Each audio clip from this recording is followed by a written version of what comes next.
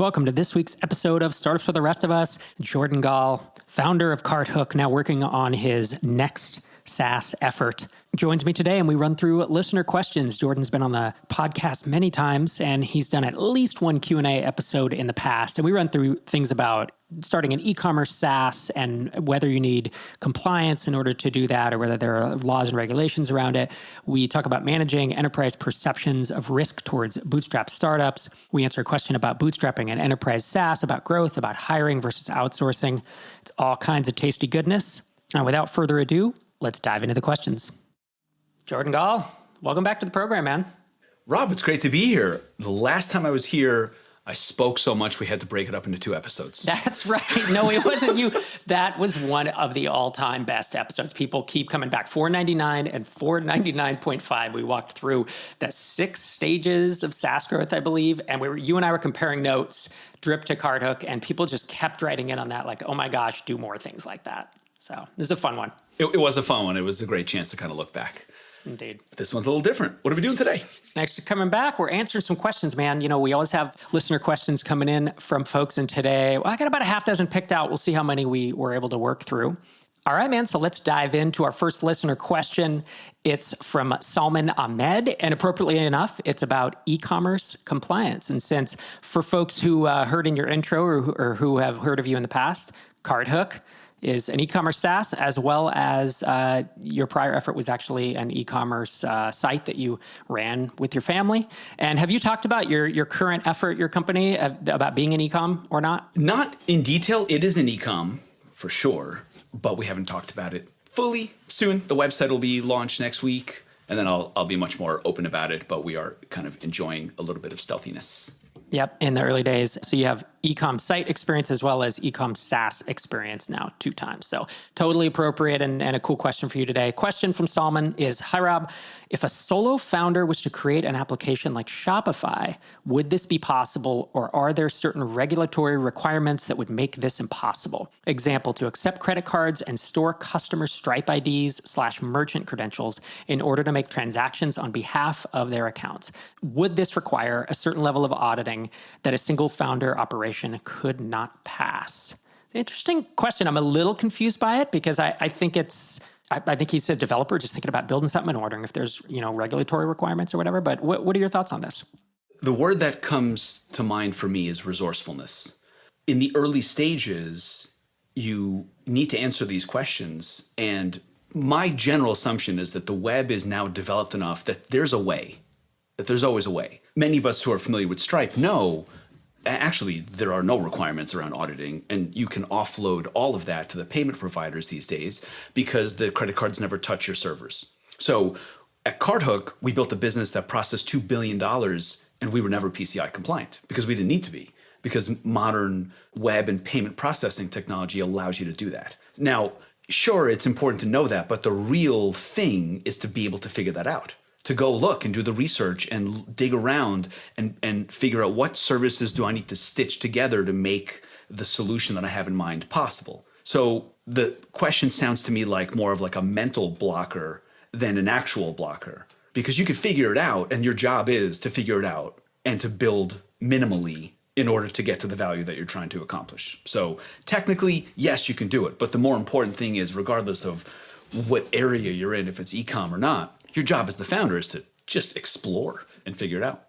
Yeah, I think that's a great summary of it. And I think a nice Google of this, asking Stripe, other folks have built apps like this in the past. And it feels like if you're bootstrapping it, you got to think a lot about security and of hashing and storage. My experience with Stripe IDs is that, like you said, you don't need to be PCI compliant to do it.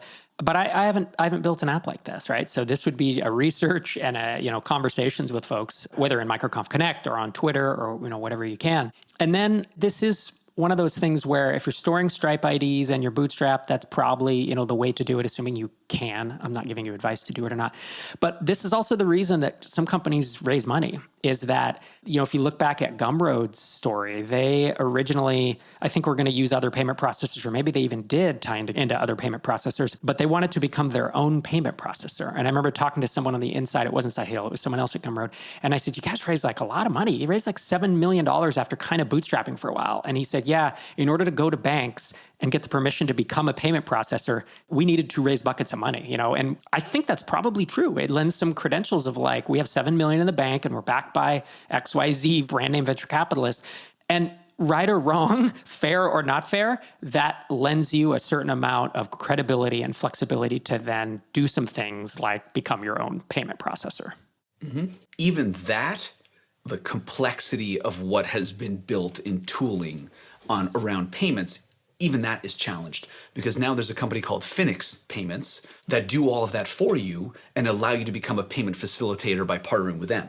So maybe it still costs a few $100,000, but not a few million.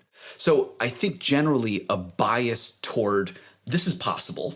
We're going to just figure out what services are out there to make it possible in the way we need it to be, as opposed to a bias toward, I guess I can't do it because I'm solo and I don't have the resources. Like, I think that's the general approach for me. It's developed enough that you can do it. I hadn't heard of Finnick. That's crazy. Everything is becoming productized. Everything. Yes. Like Stripe with Atlas. It's like, okay, you want to start an LLC or a C Corp? You like push some buttons, you enter some things, and it's like, I have a bank account, I have a Stripe account, I have the operating agreement, I have IP agreement. Like, it's incredible. Yeah, every little gap. Cool. Well, those are our thoughts. I hope those are helpful for you, Salman. Our next question is about managing enterprise perception of risk towards bootstrappers. So a little bit related, I guess, tangentially to the last one. This question is from Noah Stahl. He says, longtime listener, first time caller. I've been working for a year as a solo founder of a private school operations platform. In other words, what schools use to track enrollments, bill parents, etc. As a key differentiator, I set out to build an enterprise-capable product in a market where existing solutions focus on small businesses. I'm approaching launch and have started initial demos and talks with my former employer, which is a large school operator where I worked and found this gap and hence the startup idea. All signs are positive around the product itself. Their main hesitation seems to be the risk of committing to a new platform run by a bootstrap solo founder. My pitch has been that there's great opportunity to have them as my first customer, which would allow immediate ability to mature the product in a tight feedback loop where their needs could guide the early roadmap. And I know it'll be awesome. But their question of risk is valid. With that preamble, the question is, what successful strategies have been used by bootstrap SaaS founders to help mitigate actual or perceived risk when selling to early customers, especially enterprises? And then he gives some other thoughts. It's a longer email, so I'm trying to summarize. But we've all dealt with this, I think. Unless you're running a low-touch sales process where you're charging $40 a month. I mean, even in the early days of Drip, the first customer who's going to pay us $200 or $250, which is nowhere near enterprise. I know bootstrappers call that enterprise, but enterprise is like Fortune 1000, right? These are big companies versus someone paying you $1,000 a month or something. That's just a bigger customer in mid-market or whatever. But we've all experienced this. I know you have too. What are your thoughts on this? This is something that everyone faces early on. If you're bootstrapping, if you're a small team, you worry about that credibility gap. This is the conundrum of, do you say, we are working on it or I'm working on it? And it's even more difficult as the price goes up and as the customer size goes up. So the way I look at this is at CardHook, one of the things we learned was that there was a more complicated metrics of fit for customers. We used to look at it as one metric. If you're doing enough revenue, you're a good fit. As we got more sophisticated in that, we started to understand that there's multiple types of fit. There's financial fit, there's strategic fit, there's cultural fit, there's technical fit, all these different types. I think what the person writing in is referring to is a risk tolerance fit. There are people out there that are down to take that risk, and they like being early, and they like being a beta customer, and they want to take a chance on you and support you and be part of that.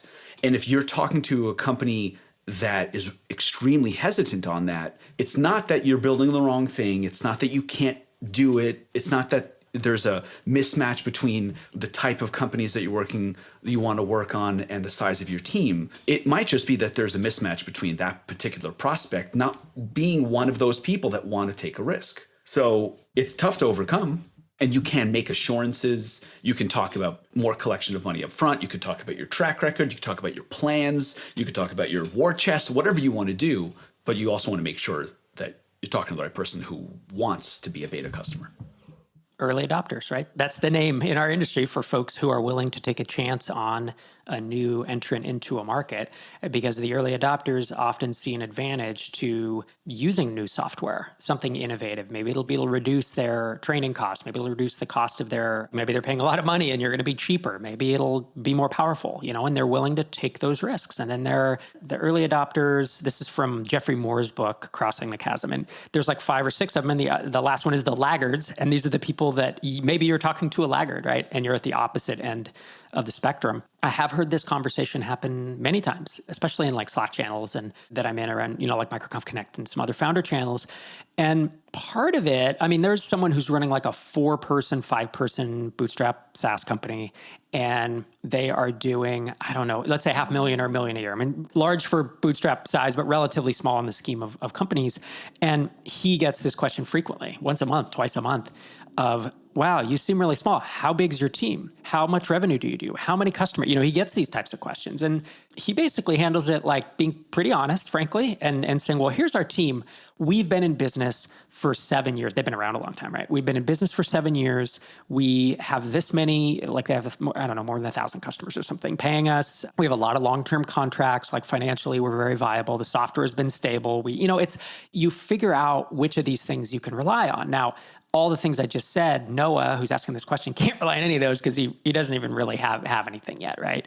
So that's that hard problem, is if you don't have a product yet, it comes back to what you said, which is just figuring out which things does this prospect really want out of it? And if they're so concerned, if they're so hung up on the risk of being an early adopter, then they are probably, unfortunately, even though you have a relationship with them, not a good customer for you yet. Yep. I always give the advice to skew toward the transparency, because then you don't need to keep up the charade about behaving as a customer support person and then a success person and using different names. And I've heard some crazy things from people. You just don't need to keep up that charade. You can be honest, and then your customer or prospect will just get the real view on things. Then they'll get bought in. Yep. And it's interesting. One idea he threw out in the email, he says, one idea to reduce this risk might be to allow significant prepayment upfront as a way for them, meaning the school, to provide capital that makes their commitment safer, which I'm almost like, wait a minute. That sounds like more risk. Doesn't sound like the opposite? Yeah, because they're giving you a bunch of money. But if you can convince them to do that, why wouldn't you do? That's kind of like customer funding, right? That's what that's referred to. I just don't think that someone who's risk averse is going to volunteer to pay you for 3 years of the software without anything. Yes, but it is also a good indicator of demand. So when we had our first really big merchant approach us, really big for our situation, approach us at CardHook, we almost used it as a test. And we explained to them exactly who we were and that we were learning and that things were starting to go well, but it wasn't all good. And then we put the price to them. Our product at that point was $300 a month plus a transaction fee. And we said to them, if you can commit to us for a year at $10,000 a month, then we will make all these changes that are necessary for you and change the infrastructure and all that. And they said yes. And that was a really important indicator for us to understand, okay, so now we can think about pricing differently. We think about our value differently. We can build out our infrastructure differently. So it was helpful in that way to find an early adopter that was willing to commit to the money, because they knew that was going to help fund us and help fund the infrastructure. So it's kind of a two-way street. Yeah, I like that. I like it a lot, actually. The other thing I would say when I think of Noah's situation is you have an idea to build enterprise version of software that is focused on small businesses, and you are talking to the school that you used to work at. My biggest concern is, even if they say yes, you spend 6 months or a year building this, you sell it to them, what then? What next? Like, does anyone else care about enterprise software in this space? Is this a thing? Like, what other validation? I would be doing more validation before I tried to sell one company on it. Because what you may find is that you've built yourself a consulting agreement where you're not actually getting paid for all of it. You're getting a monthly fee for a product that you have one customer for. The market size is one. So... Oh, and he says, P.S., love what you and the team are up to with Tiny Seed. I look forward to applying once I get out of the gate with some initial traction. So good luck with that, Noah. I hope you keep us updated. Hey, this is Rob dropping in from a separate time and space to talk to you about Rewardful. Everyone knows it's hard to grow an online business, especially in the early days. People are becoming desensitized to content marketing and paid advertisements. Instead, they're turning to product recommendations from people they trust. So how do you cut through the noise and grow through word of mouth? This is where Rewardful comes in. Rewardful has everything you need to start referral marketing for your SaaS, membership, or e-commerce business. Reward your advocates whenever they send you paying customers. Rewardful is specifically built to work with Stripe and automatically handles one-time charges, free trials, upgrades, downgrades, cancellations, and refunds. They can even help you find and recruit relevant affiliates for your industry. Companies like Transistor, Podia, and Baremetrics trust Rewardful to power their affiliate programs and scale with their growth. Spencer Fry from Podia says, every other affiliate platform we looked at was either insanely expensive or full of bugs, and sometimes both. Rewardful has been rock solid. It took less than 15 minutes to install. It's the perfect affiliate solution for SaaS companies using Stripe. So whether you're looking to start an affiliate program, partner program, customer referral program, or all the above, Rewardful lets you manage everything under one roof with a simple 15-minute integration. Get 30% off your first 3 months by heading to getrewardful.com/startups. That's getrewardful.com/startups. Offer expires May 31st. Next question is related. Bootstrapping an enterprise SaaS is from Declan Sweeney, who has written into the podcast many times. He says, hey, Rob, Declan here from Campus Connect. We sell to universities in the higher ed market. Our service helps boost applicant conversion by enabling applicants to connect with peers prior to enrollment, big KPI for recruitment and enrollment folks in universities. Our current clients are super happy, and we've done well in terms of revenue expansion within the current customer base, which is a great testament to the value they receive. Word of mouth and referral has enabled much of the expansion revenue, but as universities are mostly in competition, it doesn't support referrals to new sites. My question relates to market penetration in a slow-moving B2B enterprise market. As a totally bootstrapped startup, it's exceptionally difficult to get in front of the right folks, and it seems those with mega marketing budgets can do so and win. I would actually question that. Marketing, anyways. Well, I'll keep reading and then I'll let you weigh in, but I question some of the assumptions in this email for the record. You said even though they have inferior products when they have so much money for marketing budgets that they can get inside these big orgs, are some markets just not feasible for a bootstrapped approach? Thanks for the guidance, as always. What do you think, sir? You've sold to big e-com companies. What are your thoughts? So I too question some of the assumptions, like that referrals would be discouraged by your customers. Oh man, for me, it's like I go to tough love on this question. It's not fair that your competitors have more money or that they've raised more and that you don't, and nobody cares. And you're dealing with an unfair situation, and you can cry about it or you can kind of work with it. It does sound like a tough situation to sell to universities, and at the same time, maybe that's your advantage. That does not mean that you have to go out and raise the same money, and it also doesn't mean that you have to go away and die.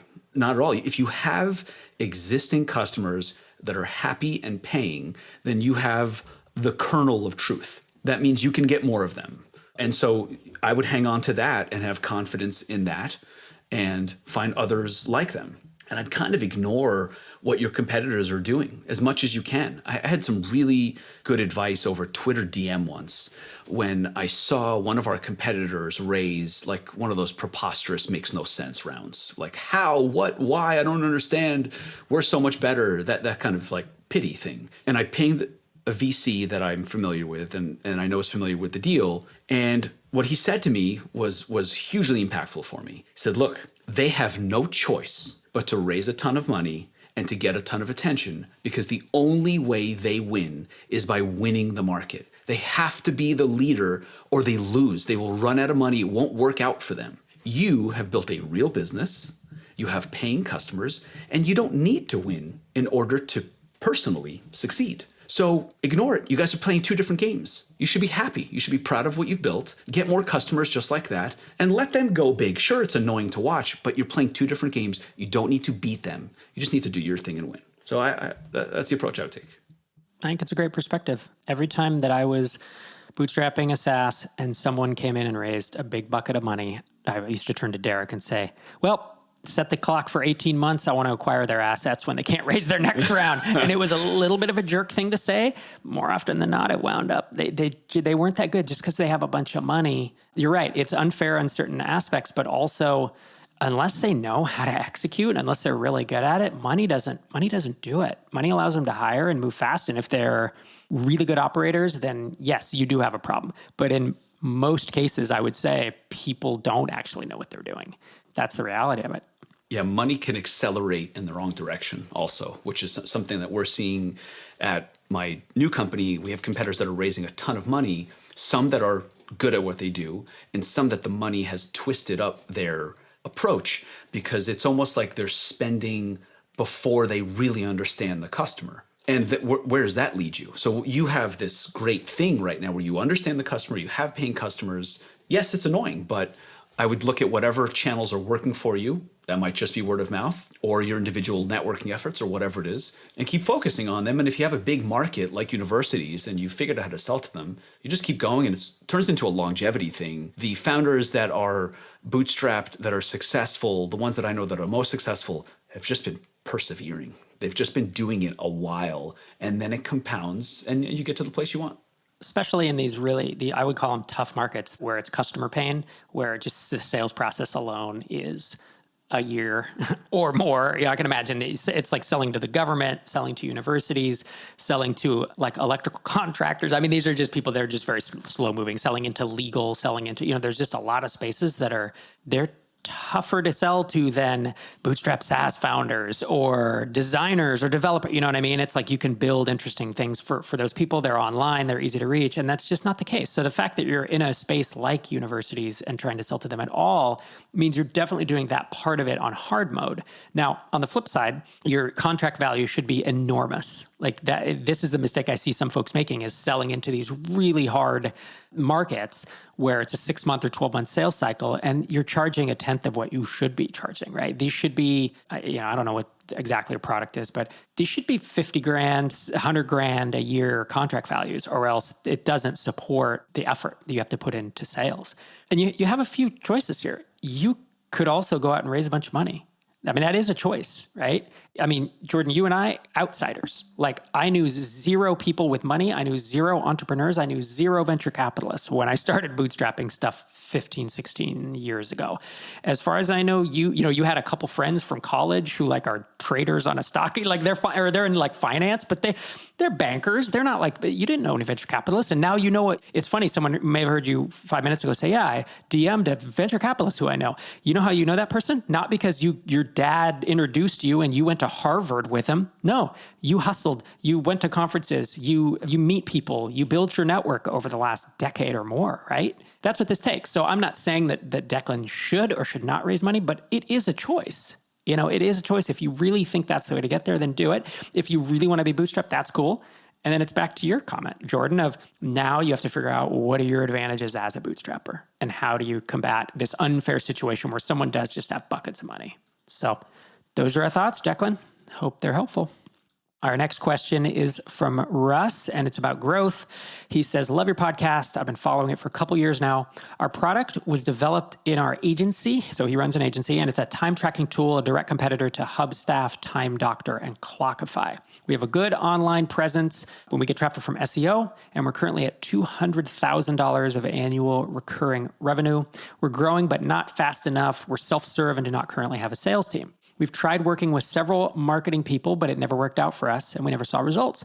Maybe we're just not good at articulating our needs. Basically, our main metric that we're looking at is growing MRR. How do we find a person who has experience growing SaaS companies? It sounds to me like people who know how to do it well are either building their own products or not interested in working with smaller marketing budgets. Also, what kind of comp would you offer if we found such a person?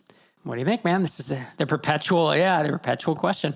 This is really hard, and I talk about this regularly with my peers, that it feels like B2B marketing is in a pretty weird spot right now, and no one really knows what works. It used to be you build a funnel, you nurture, and then you close. And maybe in one way or another that is still what you're doing, but that funnel is no longer clearly defined, where you send traffic, you have a lead magnet, you educate, you build trust, and then you make an ask. Like, it's just not straightforward like that anymore. So this is a question a lot of people are wrestling with. People are having a lot of difficulty making paid marketing work for B2B. And obviously everything I'm saying is with a caveat. Hopefully there are people out there that are doing fantastically well with it. But it is a genuine problem. No one really knows what to do right now to ramp up marketing without just doing direct sales, which is what people with money do.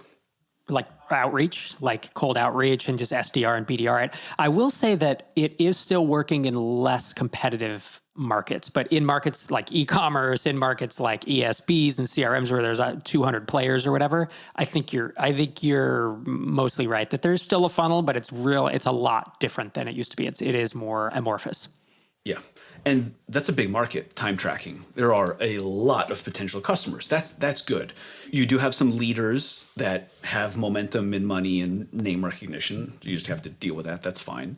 I guess in that environment, where I would be looking to is some type of a unique angle on the product. And I know they're currently self-serve. I don't know if that's the ideal. And hiring for marketing, I wouldn't negotiate against myself off the bat by saying all the good ones are taken and people don't want to work with small budgets. Like that's not necessarily true. Just because you may not find that type of a thing right for you doesn't mean other people. So anyway, I wouldn't make any of those assumptions. You can find people to do the right work and in a way that makes them fulfilled and is right for your company. But before doing that, I would try to decide on what the right approach is. Is it content? Content is tough these days. Is it outreach? Is it partnerships? Is it channels? Like what are you doing before you bring the person on? Ideally, if you want to bring on someone to explore, that is a higher risk, higher reward play. Yep. These days, if I was going to do it, because finding someone to run experiments and figure out what's going to work is really hard and really risky. And even as a founder, like if I had a SaaS app, it might take me 6 months or 9 months to find it. It might take you, Jordan, 6 or 9 months. And we've done this before and we're pretty good at it at this point. So I would actually be looking, if I wanted that role, because that is kind of a unicorn, I'll say. You can find them, but I'd be looking more to an agency or contract relationship where I'm looking at an Asia Orangio, right, who runs Demand Maven and does this kind of stuff for SaaS startups. Look at what Derek Reimer has done with Derek Reimer, founder of SavvyCal. He hired Corey Haynes, who used to do marketing at Barometrics. And Corey is a contractor, and Corey is really good at certain types of marketing, and he has his tool belt, and he could run through those things and figure out which of those work. And then if some of them are sustainable, then now you go and you find that employee, if you want to hire someone full-time, who can then, maintain that and augment it and everything. It's tough because it's a risky bet no matter what. But if you want to grow faster than you're currently growing, you probably have to put a few bets down. Where we are at my new company, we've been focused on product and engineering. And so now we're turning towards sales and marketing as we get closer to launching into beta. And we're taking a stab at it. We're saying our hypothesis is X. And if that is what we think will attract merchants, then this is what we need. We need a content creator and someone to do demos or something like that. So that's our guess. And we're going to put our bet down in hiring toward that guess. If it doesn't work out, it's bad for us and probably bad for the people that we hire. But at least we're choosing a direction first and then filling roles for that direction, as opposed to hiring, like a CMO and saying, you figure it out. That feels too risky. Yeah, that'd be a big risk. And you'll also find that if someone is truly a CMO, then they don't actually do things. They manage people who do things, and you don't have the budget to hire a CMO and 5 individual contributors, right? Yes. If you have the budget to hire that leader in management and thought process, then what you can expect is that they're going to need to hire a team below them. So it's a bigger bet. Yeah, this is, we're talking about is strategy versus tactics, right? Versus individual contributors who are executing on something. And yeah, to be honest, this is why I, as a developer who used to build or acquire products, this is why I learned to market. And I'm not that good at it, but I'm good enough.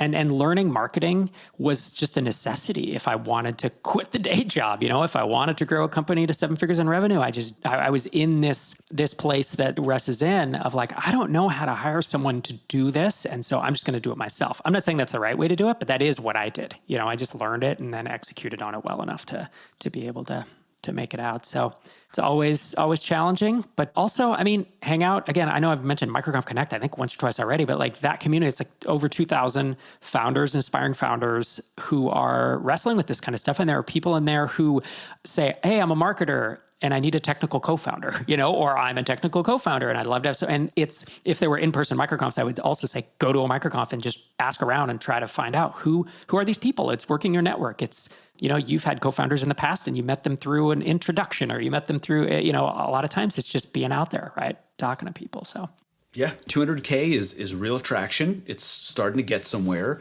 and you probably don't need to come up with the most ingenious thing as the next step. To go from 200 to a million ARR sounds like finding one or two things that work and then being consistent about it. So I like looking for characteristics that are analogous. So who else is in a big market that has big leaders that you're not going to go challenge them, but you need to find your own spot in this big market? Who else is in that situation? And go talk to them and see what works for them. I like it. So hopefully that was helpful for you, Russ. Next question is about hiring full-time versus outsourcing. This is from Philip Kiss of Session Lab, and he says, I had a question for you. In several episodes now, I can vividly recall only the one with Rand Fishkin. There were either examples of people outsourcing work, and when he says outsourcing, usually that means hiring contractors or consultants or agencies. So it's not a non-full-time employee. So he says there were either examples of people outsourcing work or hiring full-time employees. And as there are two extremes, hiring full-time versus outsourcing, maybe an episode could be devoted, in this case, we'll just use it as a single question, but to pitting the two against each other and talking about the pros and cons. And this is an interesting question because, in traditional, we'll go to venture capital because they've been doing companies for 30 years-ish. I mean, it's been longer because Apple was in the late 70s and there were other Intel and such. But let's just say like SaaS stuff for maybe the past 15, 20 years. If you were to raise money to do a software company, they would basically say, you need an office.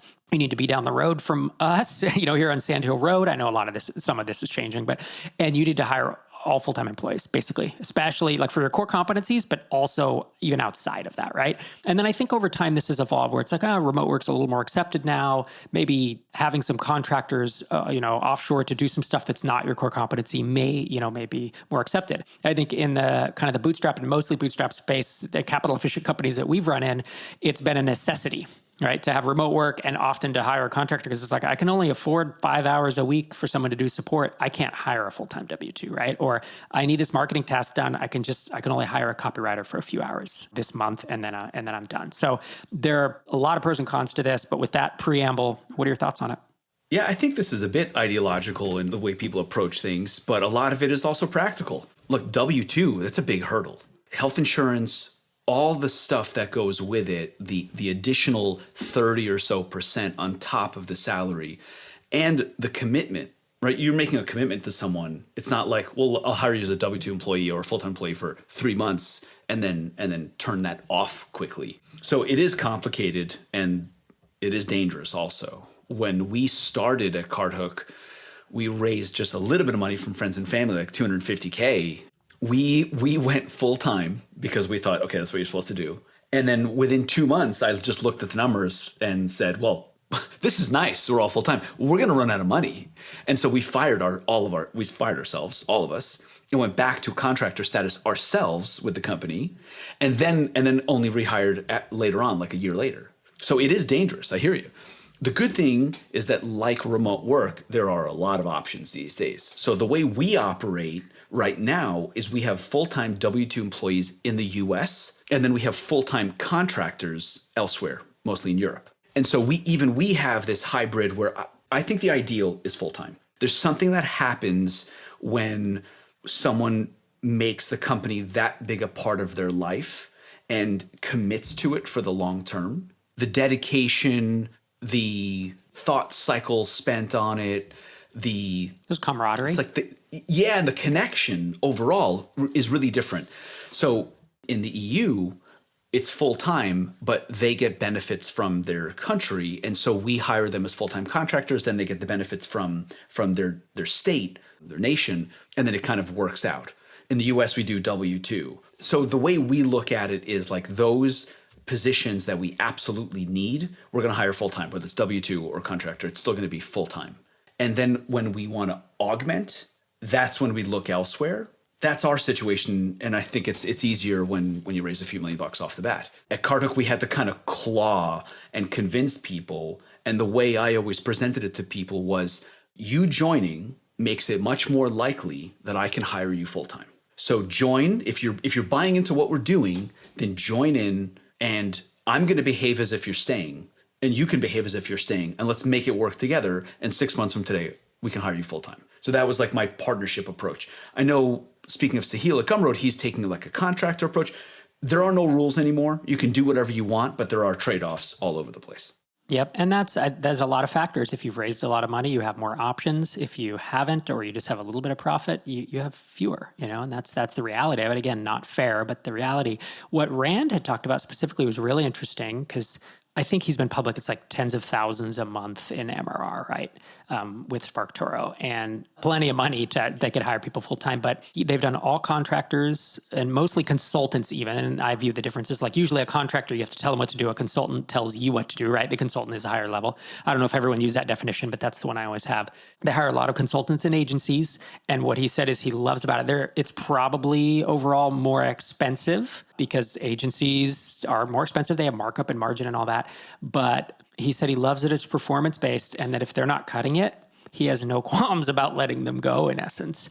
And yeah, there's a simplicity, and he doesn't have to manage anyone, right? The actual HR, the day-to-day of having a team of 10 versus having 3 or 4 agencies you're working with to satisfy. There's a certain nice luxury in that, right? But he's not venture-backed. He wants to build like a really capital-efficient, profitable, a microconf, tiny seed, startup for the rest of us type company. And that, I think, if I were going to raise venture and try to go big, I would probably hire more W-2, because talent is so hard to get anyways, and keeping that knowledge in-house, there's a huge, especially for your core competency, but even beyond that, I think there's a benefit to it. So like, look, Tiny Seed and Microconf, right? These are 2 companies I think about every day. What is our core competency with Microconf? It's running events and building community. And so I spend time on it, and Xander is full-time. And I don't want to hire a bunch of full-time employees beyond that. Like, we may wind up and that decision will come to it, but like, I would love to, I like small teams personally. And then if you think about Tiny Seed, like, Tracy runs the day-to-day of the accelerator, and that is a core competency. Like, I would never have a consultant do that. But if we're going to do marketing, like, let's say we're going to do a bunch of content marketing, or let's say we're going to do some other thing, is that a core competency of Tiny Seed, or is it just something that we can maybe pay for someone to do on a performance basis, right? Back to the point of how hard it is to find marketers who can produce results. Like, agencies kind of have to, or you let them go. So it's pros and cons. This is one of those things that no one can tell you what's right for you, and you really should ignore what's out there and kind of make your own rules. What Rand is doing sounds to me like he knows what he's after and what success looks like. And whether that's simplicity or low stress or avoiding some of the scars of his previous experiences, he knows what he wants. It sounds like he's sticking to that and building it in a certain way, knowing what the trade-offs are. You having the ability to let people go much more easily than if they were full-time also means they can walk away more easily. So as long as you go into it with open eyes, then you can make it work. My point of view on it is just mine. I want to build a bigger company that people, love to work at. And so for me, I'm going toward the W-2. This morning, we had all hands. And the feeling I get from having those group of people at an all hands and everyone working in the same direction, that's what I personally want. So you got to ask yourself, again, there are no rules anymore. You can make this stuff up. We've all seen these businesses, software allow us to be possible, 5-person company doing millions of dollars a year in revenue, and then there are another 10 or 15 contractors, but you keep the core team small. Like, you can do that too. You can do whatever you want, and what Rand's doing his own thing. That doesn't go by any existing preconception of what a company should be. Right. And I've done both. So back in, if we go back 10 years, 9 or 10 years, I had HitTail and I had several other apps. everyone who worked for me was a contractor / consultant because I didn't want the overhead of not just the financial, but the mental overhead of having employees and managing all that, managing payroll. I think at that point, I wasn't even on payroll. I think I had an LLC straight pass through and I just pulled money. You know what I mean? It was like, it was just easy. It was simple. And then as we got Drip going, I realized right away, to your point, it's like, it'll be fun to have a team and to have the buy-in and the camaraderie in the community, but also like, I think this is going to be big and I want to all be in this together. I don't want one day for the contractors to walk out, or I don't want people to not care. Like on the weekends, the site goes down and it's like, oh, I'm a contractor, I'm off, and there's certain levels of commitment I think that you want with that. So we live in crazy times, but it's cool to have the flexibility. Yeah. A lot of creativity is available. So I hope that was helpful, Philip. Jordan Gall, thanks for taking the time, man. Come back on the show. You are Jordan Gall on Twitter. That is GAL, and at CartHook. Is that right? At CartHook on Twitter is the... Yeah, that's the company. I'm no longer running that company. We have a great CEO in place, Emily. She's running it and dealing with all the things that involves. Yeah, it was great to be on. Thanks for having me on. I've been real quiet on Twitter, but you'll hear some more out of me over the next week as we launch the site. Awesome. I'm excited to see it, man. And people can, they should follow you there so they can hear what the news is. Cool. All right. Take it easy. Thanks for coming on. As a reminder, today's episode was brought to you by Rewardful. Rewardful is quickly becoming the go-to platform to set up affiliate, referral, and partner programs for your SaaS, membership, or subscription business. Rewardful handles all subscription billing scenarios such as free trials, upgrades, downgrades, cancellations, refunds, and prorated charges out of the box with their simple 15-minute setup. They're the only platform that has a built-in affiliate finder that crawls the web and surfaces high-quality, relevant affiliates for your program. Simply search by keyword, competitor, or alternative names and reach out to the best affiliates in your market to take your program to the next level. Check them out at getrewardful.com/startups. That's getrewardful.com/startups to get 30% off your first 3 months. Offer expires May 31st. Thanks again for joining me this week. It's always a pleasure to have Jordan on. Hope you enjoyed our conversation. If you have listener questions, send them to questions@startupsfortherestofus.com. I prefer voicemails or videos if you have them. If you can record a video on your phone and send it in, that's great. If you just want to do a voicemail, that's great. Those go to the top of the stack, but I'll still take written questions as well. I believe we have just a 1 or 2 episode backlog of those right now. So we will get to them soon, and I'll be back in your earbuds again next Tuesday morning.